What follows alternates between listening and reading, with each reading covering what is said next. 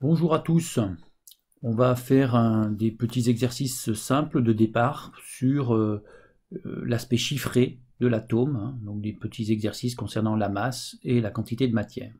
Alors ici dans ce premier exemple on me demande de calculer le nombre de nucléons A du noyau d'atome d'aluminium. Alors ici ce que j'observe c'est justement dans l'énoncé on me donne deux chiffres, la masse d'un atome et la masse d'un nucléon. Alors, justement, donc dans les données, je vais écrire justement la masse d'un atome d'aluminium par MAL, qui fait 4,51 fois 10 puissance moins 26 kg, et la masse d'un nucléon, qui est 1,67 fois 10 puissance moins 27 kg. Et ce que je cherche, c'est le nombre de nucléons présents dans l'atome d'aluminium. Alors, tout d'abord, qu'est-ce que c'est? Ça veut dire que, en fait, je cherche le nombre de particules présentes dans le noyau. Dans le noyau, je sais qu'il y a des protons en rouge et des neutrons en bleu. Et je sais que neutrons et protons s'appellent des nucléons. Et d'après l'énoncé, on me dit que la masse d'un nucléon fait 1,67 10 puissance moins 27 kg, ce qui veut dire qu'en fait, on arrondit le fait que la masse d'un proton et d'un neutron sont quasiment les mêmes. D'accord? Voilà. Et donc en fait, moi, que ce soit la boule rouge ou la boule bleue, elles pèsent exactement pareil. Je cherche combien j'ai de boules dans le noyau. Donc finalement, qu'est-ce que je vais faire pour savoir combien j'ai de nucléons dans le noyau d'aluminium? Eh bien, ce que je sais, c'est que la masse de l'atome d'aluminium, il est concentré dans son noyau. Donc, je ne vais considérer que le noyau. Et dans le noyau, j'ai A boules, c'est-à-dire A nucléons. Et je vais multiplier ce nombre A par la masse de une boule. Qu'elle soit bleue ou rouge, c'est la même masse. Hein. Donc, le nombre de boules fois la masse d'une boule me donnera la masse totale du noyau. Et donc, voici la formule, la masse de l'atome d'aluminium, hein, ou la masse de son noyau, c'est l'égal au nombre de particules, le nombre de nucléons présents dans ce noyau, A, multiplié par la masse de une de ces particules, qui est un nucléon, Mn. Je m'aperçois que la masse d'atome d'aluminium, c'est en kilogrammes, et la masse d'un nucléon, c'est bien en kilogrammes. Donc, je n'ai pas de problème d'unité. A va être bien égal à la masse du noyau total, divisé par la masse de une boule, c'est-à-dire un nucléon, ce qui fait 4,51 fois 10 puissance moins 26 kg, divisé par 1,67 fois 10 puissance moins 27, ce qui va me donner 27. J'ai donc 27 nucléons dans un atome d'aluminium. Et voilà. Deuxième petit exemple, on me demande de calculer la masse d'une mole d'aluminium. Alors, une mole d'aluminium, c'est la masse d'un sac. Et dans ce sac, il y a une mole. Mais une mole, c'est quoi? Dans une mole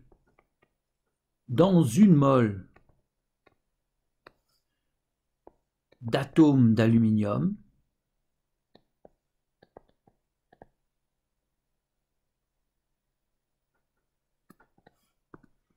il y a 6,02 fois 10 puissance 23 atomes. Voilà, c'est ce que nous dit, dans tous les cas, dans une mole, c'est un paquet de 6,02 puissance 23. Donc je cherche quelle est la masse d'un paquet de 6,02 puissance 23 atomes. Pour cela, voilà, c'est représenté par ces tout petits points bleus, il me faut la masse d'un point bleu. Si j'en ai 6,02 puissance 23 et que je connais la masse d'un point bleu, c'est-à-dire d'un atome d'aluminium, eh bien je pourrais, donc il me faut la masse de cet atome d'aluminium par exemple, pour avoir, si j'en ai 100, je multiplierai par 100, et si j'en ai 6,02 puissance 23, je multiplierai par 6,02 puissance 23. Alors cette masse de une mole, elle s'écrit grand M, d'accord? Ça, c'est justement ce que je cherche. Grand M d'aluminium, c'est ce que je cherche. Et moi, ce que je connais, c'est la masse de un atome d'aluminium, qui vaut 4,51 fois 10 puissance moins 26 kg. Voilà, tout ça sont bien sûr les données. Voilà ce que j'ai.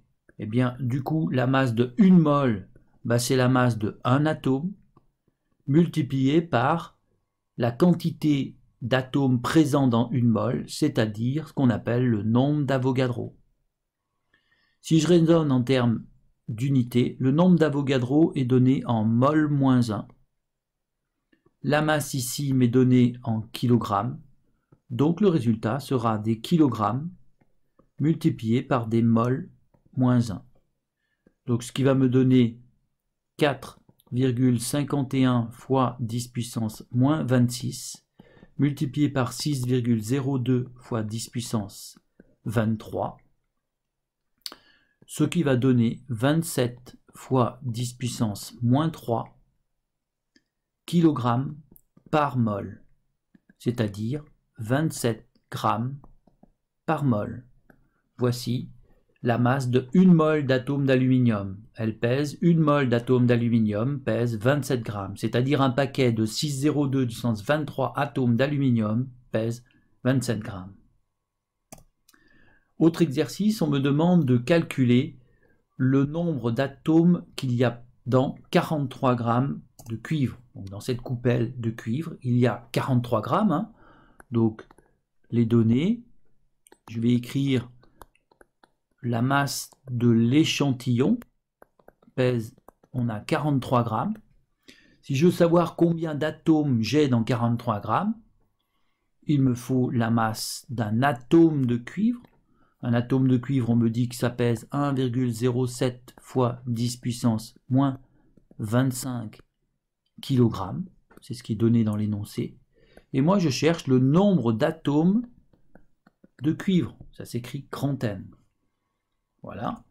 Donc, c'est-à-dire, dans cette coupelle, on voit, si je grossis, que l'on a des atomes de cuivre, hein, et que chaque atome, donc ça, c'est un atome de cuivre, hein, un atome, je vais l'écrire ici, de cuivre, dont la masse est MCU, qui vaut 1,07 10 puissance moins 25. Et moi, je cherche combien j'en ai dans 43 grammes.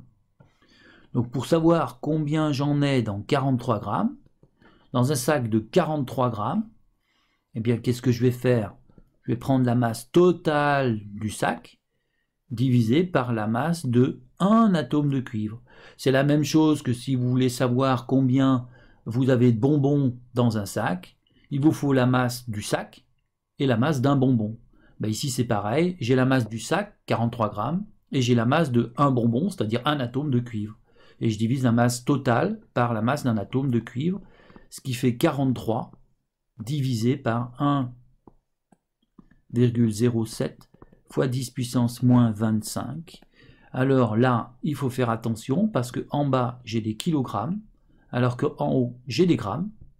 Donc, j'ai un petit problème que je vais résoudre en mettant ici, cette fois-ci, en kilogrammes. Et ce qui va me donner, en fait, 4,02 fois 10 puissance 23 atomes de cuivre. Donc dans 43 grammes de cuivre, j'ai 4,02 10 puissance 23 atomes. Autre exemple, justement toujours dans ces 43 grammes, eh bien on me demande quelle quantité de matière y a-t-il.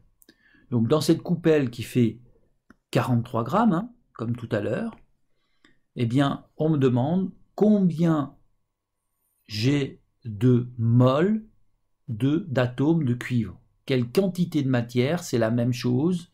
Ça revient à pareil que dire combien a-t-on de mol d'atomes de cuivre dans 43 grammes. Voilà ce que ça veut dire. Donc ce que l'on me donne dans les données, on me donne la masse totale de l'échantillon, comme tout à l'heure, 43 grammes. Voilà. Bon, mais ce que je sais, c'est d'après tout à l'heure, je sais que dans 43 grammes, le nombre d'atomes de cuivre est de 4,02 fois 10 puissance 23 atomes. Donc en fait, ce que je cherche, c'est tout simplement, voilà, avec 4,02 puissance 23 atomes, combien de paquets de 6,02 10 puissance 23 atomes puis-je faire? J'ai le nombre total d'atomes, je cherche à en faire des paquets, et ces paquets contiennent 6,02 10 puissance 23 atomes. Donc, ce que je cherche, c'est le nombre de paquets, c'est-à-dire le nombre de moles qui s'écrit petit n, indice Cu. Donc, le nombre de paquets est égal au nombre total d'atomes que j'ai, divisé par le nombre que j'ai dans un paquet. C'est comme si vous vouliez, pareil, faire des paquets de bonbons. Vous avez 100 bonbons, et dans un paquet, il y en va 10. Combien de paquets de bonbons puis-je faire? Je divise le nombre total par le nombre qu'il y a dans un paquet. Et moi, mon nombre total, c'est 4,02 fois 10 puissance 23. Et je divise par le nombre qu'il y a dans un paquet. Dans une mole, il y a toujours 6,02 10 puissance 23. Donc ça, c'est en mol moins 1, le nombre d'Avogadro. Et ça, c'est sans unité, bien sûr. Sans unité, puisque c'est un nombre. Du coup, le résultat sera en mol.